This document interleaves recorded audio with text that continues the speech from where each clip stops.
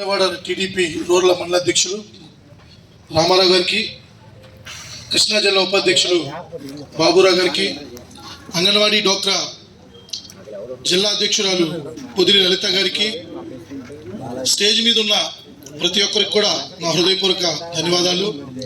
అట్లాగే స్టేజ్ ముందున్న బీసీ సోదరులకు మరియు జనసేన నాయకులకు మరియు టీడీపీ శ్రేణులకు ప్రతి ఒక్కరికి కూడా నా హృదయపూర్వక ధన్యవాదాలు. మనం ఇప్పుడున్న ప్రభుత్వాన్ని చూస్తే బీసీలకి ఏ విధంగా తోడ్పడింది లేదంటే ఏ విధంగా నష్టపరిచింది అనే విధాన్ని మనం ఒకసారి ప్రతి ఒక్కరు కూడా గ్రహించుకోవాలి. జగన్మోహన్ రెడ్డి నా ఎస్సీ, నా బీసీ, నా మైనార్టీ అని చెప్పి ప్రతి ఒక్కరికి కూడా ఆయన అనేక విధంగా ఇబ్బందికరమైన గురి చేస్తూ ఆయన ప్రభుత్వాన్ని నడిపిస్తూ ఉన్నాడు. బీసీలకి 10% రిజర్వేషన్ ఇస్తానని చెప్పి స్థానిక ఎలక్షన్స్లో మనకి ఆ రిజర్వేషన్ తగ్గించడం, ఆ రిజర్వేషన్ ద్వారా మనం స్థానిక ఎలక్షన్స్లో ఎంపీటీసీ, జెడ్పీటీసీ స్థానిక ఎలక్షన్ సంబంధించిన ప్రతి కార్యక్రమంలో మనం ఎలక్షన్స్లో పాల్గొనే సందర్భంలో మన రిజర్వేషన్ తగ్గించి మన యొక్క విధానాన్ని తగ్గించడం జగన్మోహన్ రెడ్డి గారిని మనం చూసాము.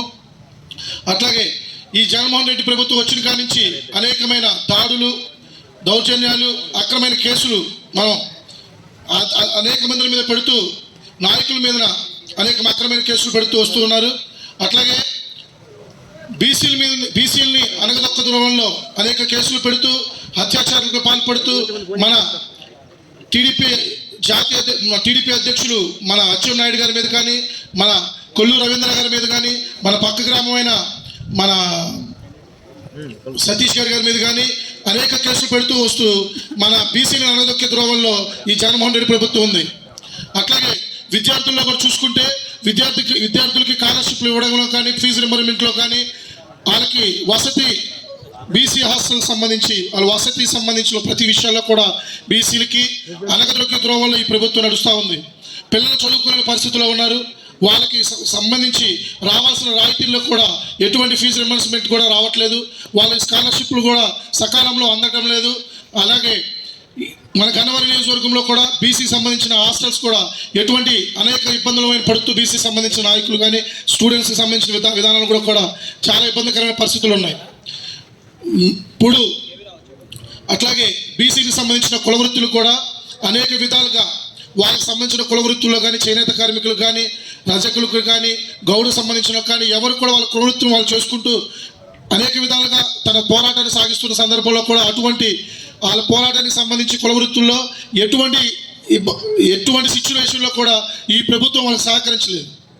అట్లాగే 55 రిజర్వేషన్ అని చెప్పి కార్పొరేషన్ చైర్మన్ పదవులు ఇచ్చి ఈ ప్రభుత్వం వాళ్ళకి ప్రభుత్వం సంబంధించి అనేక రాయితీల్ని వాళ్ళకి సంబంధించి బీసీ సంబంధించి ప్రతి ఒక్క కార్పొరేషన్ సంబంధించిన వ్యక్తులు కూడా ఆ సందర్భమైన పదవిని పొంది అలా అనేక కుల వృత్తులుగా ఉన్న ప్రతి ఒక్కరు కూడా ఎటువంటి రాయితీలు కూడా ఇవ్వలేదు. అంటే ఈ జగన్మోహన్ రెడ్డి ప్రభుత్వం బీసీలని రాజకీయ పరంగా వాడుకుంటూ ఉంది. కానీ వాళ్ళకి సంబంధించిన కుల వృత్తుల్లో కానీ, వాళ్ళకి సంబంధించిన విద్యార్థుల్లో కానీ ప్రతి విషయాల్లో కూడా అణగదొక్కుతూనే ఉంది. రానున్న కాలంలో ఉమ్మడి రాష్ట్ర అభివృద్ధి కోసం ఎవరైతే పాటుపడుతున్నారో అటు మన నారా చంద్రబాబు నాయుడు కానీ, ఇటు పవన్ కళ్యాణ్ గారు కానీ ప్రతి ఒక్కరు కూడా రాష్ట్ర అభివృద్ధి కోసం అనేక విధాలుగా కష్టపడుతూ ప్రతి ఒక్కరిని కూడా ఆదరిస్తూ ప్రతి ఒక్కరిని కూడా అనేక విషయాలు ముందు నడిపిస్తూ ఉన్నారు. అలాగే మన రాష్ట్ర భవిష్యత్తు కోసం ప్రతి ఒక్కరు కూడా బీసీల్ని ఇప్పుడున్న ప్రభుత్వం అనగదొక్కుతూనే అనేక విధానాలుగా తనని ప్రతి ఒక్కరు కూడా ఇబ్బంది పెడుతూ వస్తూ ఉంది.